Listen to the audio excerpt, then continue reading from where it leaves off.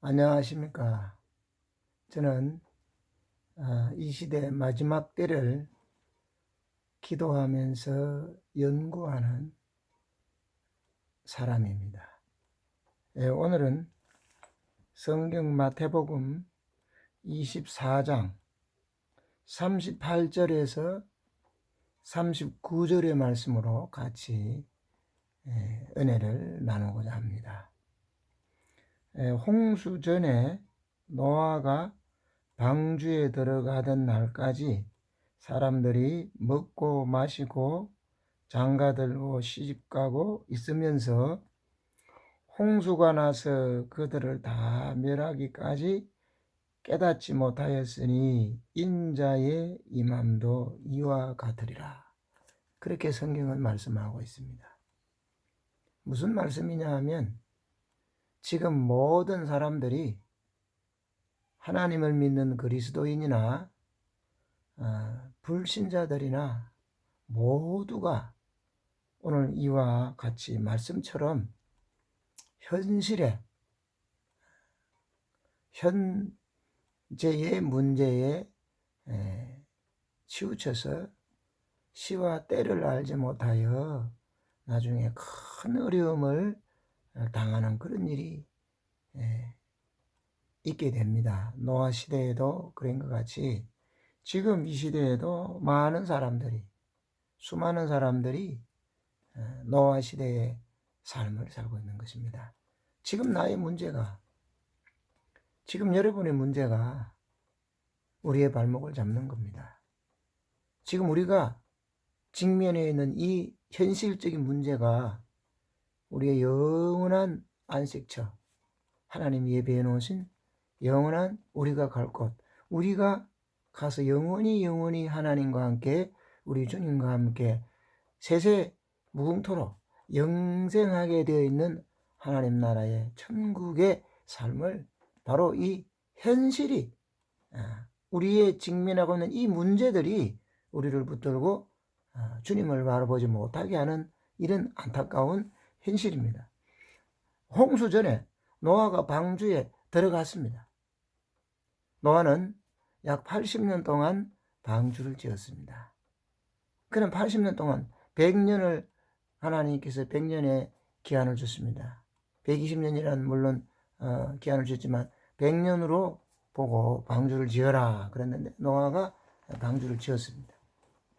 방주를 지어서 노아는 모든 짐승의 동물들의 또 생명체에 있는 모든 날고 기는 것들의 암수 한 산씩을 다 이제 방주 안에 들이보내고 그 자녀 셋과 자부 셋과 노아의 아내까지 또 노아 자신까지 방주에 다 들어갔습니다. 그런데 밖에 있는 사람들은 80년 동안 100년 동안 노아가 방주 짓는 것을 보고 그들은 심각하게 생각하지 않았습니다. 그들은 현실에 자기들의 문제에 바쁘고 현실의 문제에 치우쳐서 하나님이 심판하는 엄청난 이 생명 멸절의 이 사건을 그들은 알지 못했던 것입니다. 그래서 인류는 다 죽게 되어 있었습니다. 다 죽었죠. 홍수가 나서 다 죽었습니다. 방주에 들어가지 아니한 모든 생명체는 다 죽었어요. 왜 그렇습니까? 하나님께서 이 땅을 창조하시고 하나님께서 이 땅을 축복하시고 하나님께서 이 땅을 사랑하셨지만 사람들은 온 인류는 하나님을 떠나서 죄를 짓고 타락하여 마치 하나님이 없는 세상처럼 인간이 만든 세상처럼 그렇게 해놓고 살다가 하나님의 진노를 받은 것입니다. 하나님의 심판을 받은 것입니다. 이와 마찬가지로 앞으로도 엄청난 일들이 지구상에 일어나게 되어 있습니다. 그것은 바로 전염병으로 역병으로 이제 수많은 재앙들이 오는데 무슨 재앙들이 오느냐? 이제 앞으로 오는 재앙들은 지진이 옵니다. 대지진이 오게 되어 있고 이제 큰 인간이 상상할 수 없는 태풍들이 오게 되어 있습니다. 기후변화가 오게 되어 있습니다. 또 뭐가 오느냐? 전쟁이 옵니다. 그래서 이제 파괴됨으로, 이 지구가 파괴됨으로, 전쟁이 시작되면서 파괴됨으로 먹을 것이 없어요. 모든 데 기근이 일어납니다. 뿐만 아니라 지구에 무질서가 일어납니다. 성경 요한계시록에 말씀한 이제 대환란의 시대가 오는 것입니다. 지구 종말의 시대가 오는 것입니다. 이런 무서운 일들이 오는데 우리는 어떻게 해야 됩니까? 노아가 방주를 지었습니다. 뭘 말하는 것입니까? 우리가 이 시대에 이런 긴급하고 긴박한 이런 상황 시대에 이런 상황에 있는 저와 여러분, 방주를 지어야 되지 않겠습니까? 그 방주는 바로 우리 예수 그리스도께서, 우리 주님께서 방주가 되어 주신다는 것입니다.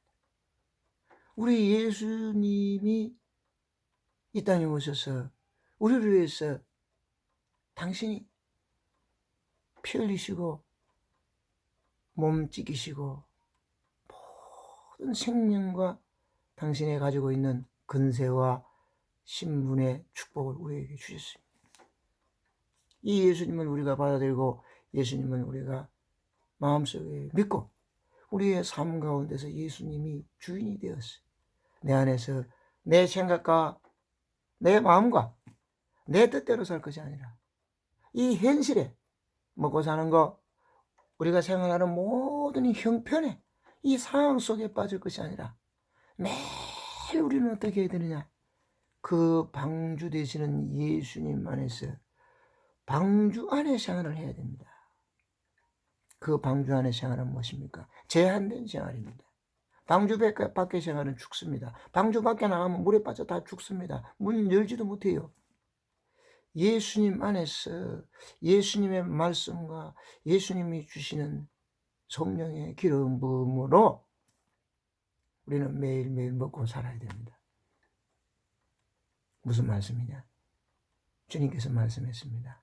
우리가 육신을 먹듯이 영적으로 우리의 영혼과 우리의 생명은 바로 주인 되시고 우리를 만드신 바로 하나님께서 주신 거 아니겠습니까? 그 생명의 공급자가 예수 그리스도입니다. 그 예수님 안에, 예수라는 그 방주 안에 들어가면 법칙이 있습니다. 무슨 법칙이냐? 바로 사람이 성경 요한복음 3장 1절에서 이제 3절, 4절, 5절을 보면 이런 말씀이 있습니다. 너희가 거듭나지 않고서는 결단코 하나님 나라를 볼 수가 없느니라. 하나님의 나라를 볼 수 없느니라. 너희가 물과 성령으로 거듭나지 않고서는 하나님 나라에 갈 수가 없다. 또 이렇게 말씀합니다. 물은 뭡니까? 우리를 깨끗하게 정결하게 씻는 의식을 말하는 것입니다. 죄는 무엇입니까? 자, 죄는 그 의식 속에서 바로 이 물이 씻겨진다. 그 말씀입니다. 우리의 더러운 우리의 삶의 모든 죄가 물로 깨끗하게 씻듯이 바로 물과 성령이라서 우리 마음속에서부터 우리의 죄된 삶을 통곡하고 회개하고 저와 여러분이 이제 그 죄에서 돌이키는 것을 말하고 있습니다. 이제 성령으로, 물과 성령으로 거듭났는데 성령은 뭐냐? 눈에 보이지 않습니다. 성령이 임의로 하나님부터 우리에게 부어지는데 바람이 임의로 부는데 바람이 어디서 왔다 들어가는지 어떻게 합니까? 모릅니다. 물론 동남풍이 불고 북서풍이 불니다. 그러나 그 시발쯤은 어디서 온지 모르고 어디로 가는지 모릅니다.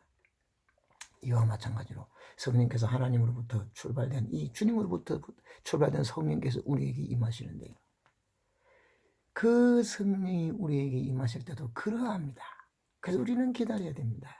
기도하면서 하나님의 말씀으로 우리는 마음과 생각을 다 내려놓고 이제 우리가 준비된 마음으로 성령의 이제 기름을 받듯이 우리가 기름을 받듯이 이제 이 성령의 부음을 받아야 되는 것입니다. 어디에 받습니까? 우리의 바로 몸 안에, 우리의 마음 안에, 우리 생각 안에 성령이 부어지는 것입니다. 성령이 부어지면 어떻게 되느냐? 사람의 변화가 일어납니다. 많은 사람들이 자연적인 삶을 삽니다. 그 자연적인 삶은 동물의 삶과 거의 일치합니다. 그러나 인간은 동물보다 하나님께서 더 으뜸으로 더 위대하게 창조하셨기 때문에 동물처럼 살고 싶어도 동물이 될 수가 없지요.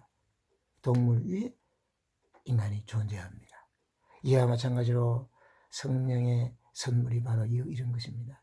성령의 선물을 하나님 주시는데, 우리 주님을 통해서 주시는데, 그 방주 안에서 예수 안에 있는 사람에게 성령이 임하는데요, 이 성령이 우리에게 임하시면 우리에게 어떤 일이 일어나느냐, 바로 이 세상에서 사는 모든 사람들이 왜 망하는가, 왜 멸망하는가, 왜 나중에 그들이 삶을 끝을 내고 죽은 다음에 그들의 영혼과 또 부활한 그들의 육체가 왜 심판을 받고 불못에 들어가느냐. 그것은 하나님의 법칙이 있습니다. 그 하나님의 법을 깨뜨렸기 때문에 그렇습니다. 성령을 받게 되고 성령으로 다시 변화된 사람들은 이제 그것을 깨닫는 것입니다. 성령이 우리에게 임하시면 생각이 바뀝니다. 하나님의 마인드가 들어옵니다. 하나님의 꿈이 들어옵니다. 하나님의 계획이 들어오고 하나님의 뜻을 알게 돼요. 그래서 왜 인간이 멸망하는가, 왜 인간이 고대시대에 노아시대에 홍수에 다 떠내려가 죽었는가 알 수가 있어요. 그걸 이제 깨달아서 다시 이 지구 가운데 불어닥치는 재앙, 이제 온 인류 생명체 멸절의 재앙 대심판이 있습니다.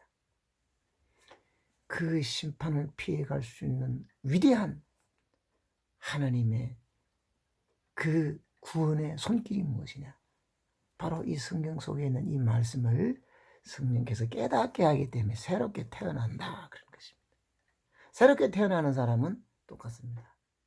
성령으로, 물과 성령으로 새롭게 태어나는 사람은 똑같아요. 그러나 뭐가 틀리냐, 그 사람들은 바로 방주 안에서, 우리 예수님 안에서 하나님의 음성을 듣습니다. 하나님의 메시지를 받습니다. 하나님의 모든 프로그램을 이제 받아들이게 되어 있습니다.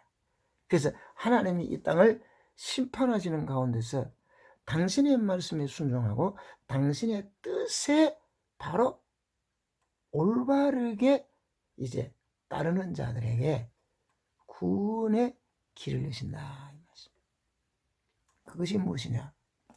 그것은 바로 변화된 삶을 말합니다.